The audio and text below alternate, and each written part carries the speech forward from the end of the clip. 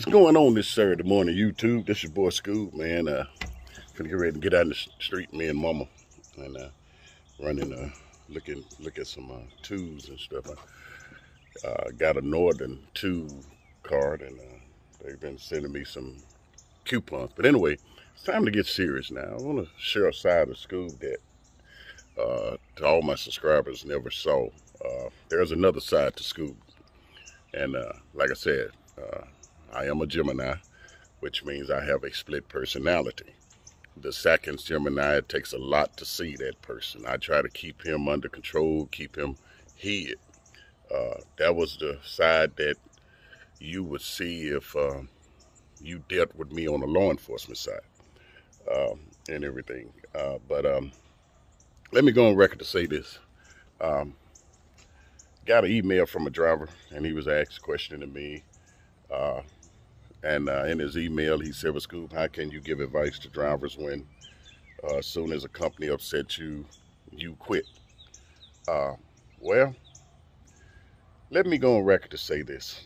I'm not going to give you all my personal life or my personal business, but I will share something with you all.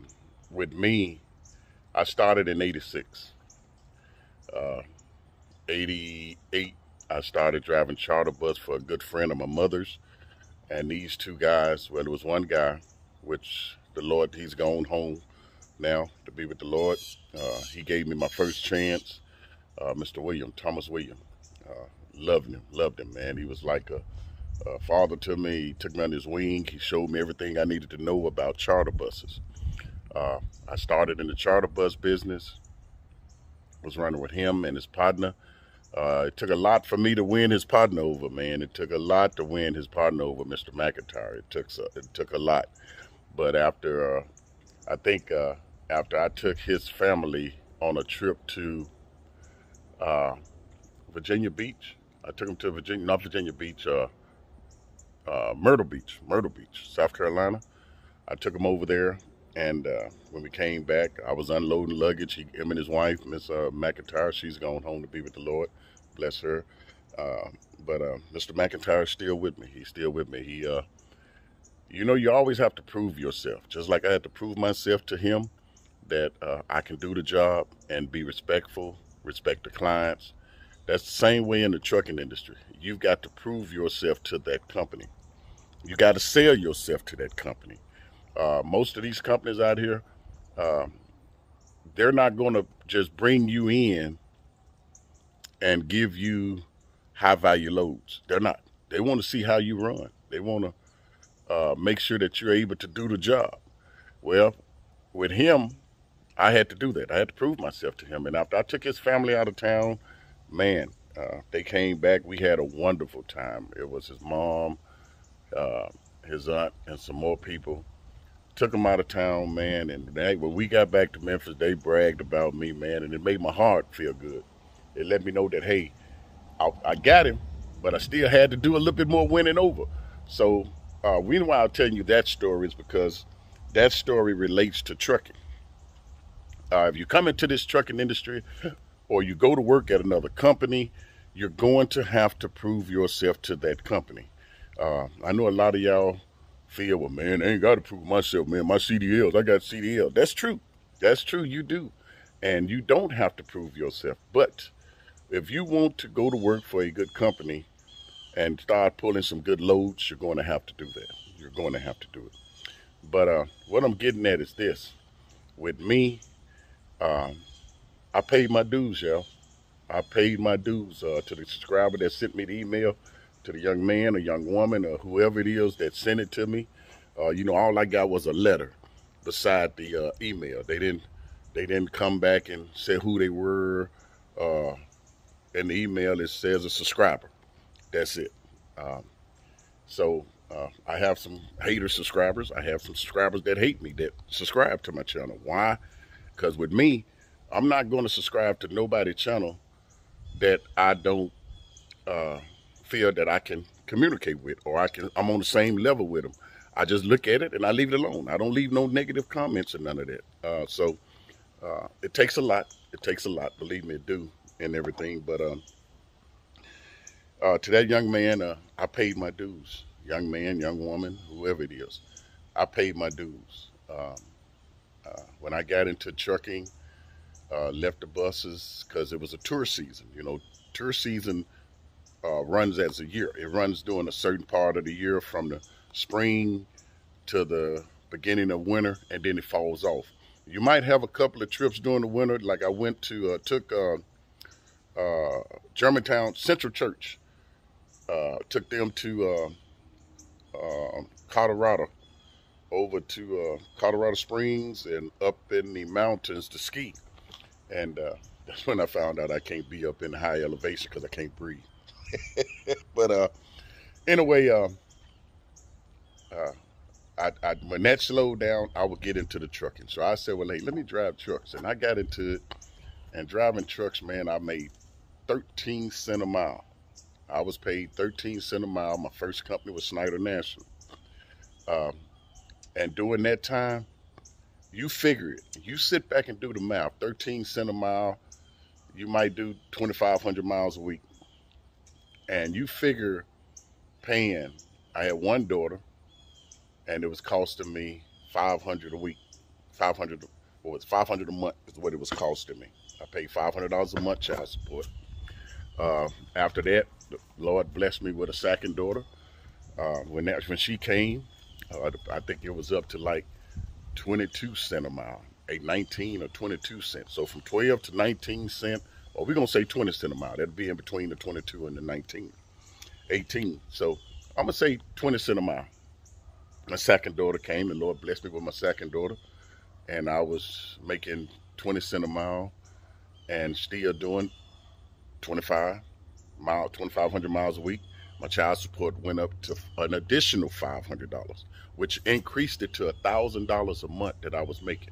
So when you're running and you're making 20 cents a mile, you might be bringing home about $500-600. Well, the cost of living wasn't too high back then, people. It wasn't. So as time went on, I dealt with it. I had to go places I didn't want to go. Why? Because I'm new. I'm the new kid on the block, just starting with a trucking company. I had to go. Well, when I get to work at that trucking company and they sending you up on the East Coast, you couldn't say no. Things back then and compared to things now, you new drivers coming into this, whether you're white, black, Latino, Mexican, it don't make a difference. Y'all got it made. Y'all got it made. Y'all got it. Y'all just don't know. So when you go to a company, you might go in the door making 55 cents a mile. Okay, with me, that just got to that point. I think they just went up to, started going up, what, about maybe 5 years ago? So when I started, they didn't believe in it. You were getting 18 cents a mile. And the guys that's been out here can relate to what I'm saying. So you had to try to budget your home or responsibility as a father. I wasn't married then. Yeah, I was married. And I had to take the responsibility of marriage and a father. And I had to do my responsibility as a man and take care of home. Well, me and my wife didn't stay together. So we split, we got divorced. And I still had that responsibility. I had to take care of myself. I had to take care of my girls. That $1,000 didn't stop a month. It didn't stop a month. It didn't stop until they reached 21. So I was paying $1,000 all the way up to then. You see? And I figured that, hey, I ain't making no money here, man. Man, I'm taking home $200, $300 a week, man. After everything come out, taxes and everything and child support taken out, man, I'm making about $300. Man, I got to find something else. So I would leave Snyder. I left Snyder and went to another company. They offered me a couple of more pennies. Went over there, started working there. And when I went over there, it was an income assignment. So they weren't taking child support for me until you found a way to make some extra money and put up before child support caught on to you. And then sent the letter to the company you're working for. Boom, they started income assignment. So that'll buy you, what, about 3 months? As long as you was making the payments, it'll buy you anywhere from 3 months to 8 months. That you didn't have it coming out, so you just send your payments in when you got ready. Well, if you missed a payment, next thing you know, the mother got mad. She wanted to go contact her caseworker. Boom. Now you back in court again. Well, where are you working at? I'm working at this company. Boom. They set up income assignment again. So you look at it. You get the income assignment. You still stay there and try to make it work. Boom. You ain't taking home no money. And there's some guys out here that can relate to what I'm saying. So to the guy that sent me the email talking about, man, you leave a company. I don't always leave a company. I would stay with a company anywhere from 6 months to a year. Uh, I just recently, I said 3 years ago, started where I would stay with a company within that 90 days. And I think it's only been maybe 3 companies I've done that with, where I stayed 90 days and said, this ain't going to work for me. One of them was PLC. PLC was a great company. I thought I was going to be at home with PLC.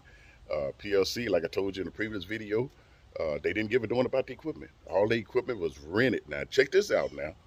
Their equipment, they rented it from Penske. They rented their equipment from Penske. And I'd never known Penske to put out equipment like that, but the equipment came from Swift. It was a Swift truck that Swift had so many, so they gave so many to Penske to lease out for them, and that's what they were doing. And they wouldn't fix this truck, man. PLC, I didn't bring the truck in. It was cold. I'm up in Michigan. I'm up in Indiana, South Bend up there, unloading, and I'm freezing. I was freezing. And this was all this year. While I was I sat around the house when I came off the road with Colonial. Colonial was a company I was planning on sitting down with and making money. I was making good money, $210,000 last year. I done good. The Lord blessed me, man. I was able to do this, do that, put money up, put some more money up. So, hey, I was blessed. I had no intentions on leaving Colonial, but I put the truck in the shop. Once the truck went in the shop, while I was in the shop, I helped my wife out. I was here for my wife to help her. And I sat around the house, you know, man, I told her I got to find something to do. Well, with PLC, hey, it had me where I could be at home. So I said, well, let me run this and I'll still be out and back. I tried to make it work, stayed there from February, mosquito, B1, stayed there from February to March, February to April, and stayed there to the end. It wasn't working because they wouldn't fix the truck. I'm not driving nothing out here that's unsafe. I don't care who it is. I refuse to drive a piece of equipment that is unsafe, and you should do the same. And the reason why I say that is because if you get out here and get stopped by DOT, that is your license. That is your license that you're going to put in that state. If they shut you down, you got to sit there. You have to sit there. So to the new guys that out here, or the new ladies, don't drive a piece of equipment that you feel is unsafe. And during the winter time, please don't drive a piece of equipment, because you can mess around and freeze to death in that truck out here. Summertime, you can mess around and die in it from heat exhaustion. If the air conditioner don't work or that heater don't work, and that's part of your pre-trip inspection, really, if you look at it. If the heater defrost don't work, you can't drive that truck. You're not supposed to drive that truck. And that is that's DOT's rules in the pre-trip inspection. That is considered an unsafe vehicle, people. Listen to me. If anything is wrong with that tractor, you're not supposed to drive it until you feel comfortable with it. If a company don't want to fix it, then hey, say, okay, cool. I'm going back home, or just send me home. Because if a company refuses to fix a piece of equipment that you're going to be out there on the road with, not only is the company putting their self in jeopardy, they're putting their own selves in jeopardy. They're putting you in jeopardy and the company in jeopardy. They shouldn't want that. So think about that, okay? But with me, tried to make PLC work, but it didn't. It didn't. They refused to fix the equipment and everything. I take it to Penske. They couldn't fix it, so... And then what makes it bad, they had trucks sitting on the yard. They had empty trucks sitting on the yard, and they wouldn't assign you one. So I don't know what the excuse for it was, but hey, it's a great company, great company. Now that the equipment, I done rode up the trucks, two of them they put me in. Rode them up, boom, Penske fixed them. When the guy in the manager office, now check this out now, the guy over the shop found out, I brought it to them, the main one, which is on Getwell, and he said, oh, man, I've seen you somewhere. He said, oh, shucks, you Scooby-Doo. I said, yeah. I said, man, I'm so upset with Penske now. You know I'm going to have to make the video. He said, oh, no, please don't do that, man. Please don't do I said, man, look, man, I don't want nobody else getting in these trucks like this and dealing with what I'm dealing with. So they jumped on it. He made it his duty to jump on that truck, and he repaired everything. But that was after I left, after I quit. I was to the point then I wasn't taking no more because my life was more important. Went over to a company called Empire Express. Empire Express here in Memphis, Tennessee. I worked there from March to May. I worked there from March to May. They would run you out and come right back, out and back. I was doing good. But the only problem with them was when I get somewhere, I told them, I said, I'm the type of driver, when you give me a load, I go straight to the customer. I don't mess around in no truck stops. If I'm going to shut down, I'm going to be at the customer. I keep food. My wife cooks for me, so I keep it in the truck. I went straight to the customer every time. I sit there for 5 hours, 6 hours before they give me another load. And I'm sitting there. I get that at night, check in. Dispatch said, man, it don't deliver to 10. I said, okay, that's cool. But they had a place to park, so I would go there. And I sit there. I sit, man. Then all of a sudden, they kept doing the same thing. Every load they give me, man, go 300 miles, 400 miles, and it don't deliver for a whole day. You got to sit a day at a truck stop. I didn't like that. I like to keep moving. I'm not making no money sitting. The reason being is because you don't start detention until that load, the time that load delivers. That's when you start getting paid detention in trucking. Everybody want to jump in this, but you got to be able to deal with it. And like I said, with me, I paid my dues, y'all. To my haters out here, why are you hating on me? I'm not trying to put nothing out here that's negative. I'm not out here talking about another YouTuber. I mind my own business, and I just tell you what Scoob been through. I paid my dues, y'all. I paid my dues in this trucking industry. I served it like you do in the military. I committed to it. I commit to a company that I go to work for. I try to stay there as long as I can. And like I told y'all, don't stay with a company and put your family in debt. Never stay with a company and put your family in debt and everything. You ready? Is it warm out here? It's in the sun it is, but in the what's name it's cool. Oh, this leaf right here? That's good. That's good. Yeah, you're great. Great. I'm coming. Don't make me do All right. Sorry about that, y'all. But like I said, other than that, don't stay with a company and let that company put you in the poorhouse. You are the man. God made man, made woman. Okay? It's your responsibility as a father and a husband to make sure your family don't want for nothing. Whatever you have to do, do it, as long as it's within the law. Okay? Whatever you have to do, do it, as long as it's within the law. If you got to go out and collect cans, you got to go out and get your ball of polish and polish wheels at a truck stop. Do what you have to do to support your family. But don't let a trucking company out here put you in a poorhouse. Don't stay with that company to where it done got to the point that you're down here and you can't get yourself back up. It's easy to do, y'all. It's easy to do. It's easy to do. And remember one thing to all my new drivers or the drivers that want to get into this trucking industry, find a company that you see come to your city a lot, that comes to your city a lot. Or find a company that's close to home. Because these mega carriers, they're good. They're good mega carriers, good benefits. They can afford that low principal on the insurance and everything. But one thing about these mega carriers is if you get out here somewhere and you screw up, they can put you out the truck at any terminal. All they got to do is get your bus ticket. Now, where are you going to be able to put all this stuff you got in this truck? TV, Game Boy, PlayStation, bedding, food, refrigerator, whatever you got in there to survive on that road. How you going to put all that in a bus? They ain't going to let you. That ain't going to let you. And remember back when I first started these videos, I told you, get you a credit card. It ain't got to be a big credit card. Get you a credit card, $300, $500 limit. Keep it in your pocket. Keep it in your pocket. Use it every now and then. Go in a truck stop, buy you some gloves. Buy you some oil. Just use it every now and then to keep it active.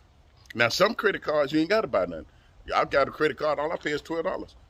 $12 on a $10,000 credit card that, hey, to keep it active. Because I don't use it that much.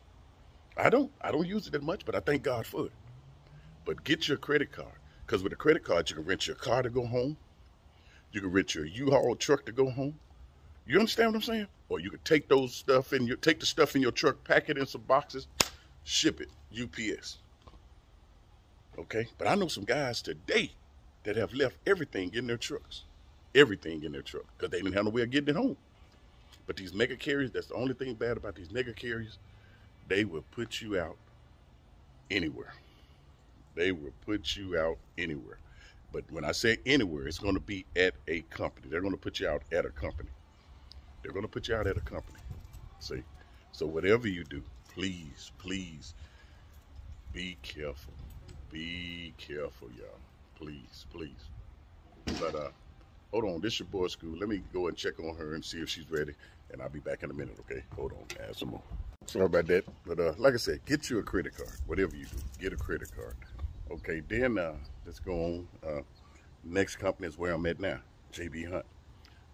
Called them, I talked to them, I told the recruiter what I was looking for, and explained to them what I'm looking for, and how I wanted to run, that I needed to be off Friday and Saturdays, maybe Sundays. It all depends on what I'm doing, you know, how my wife feels. It's based on her and everything.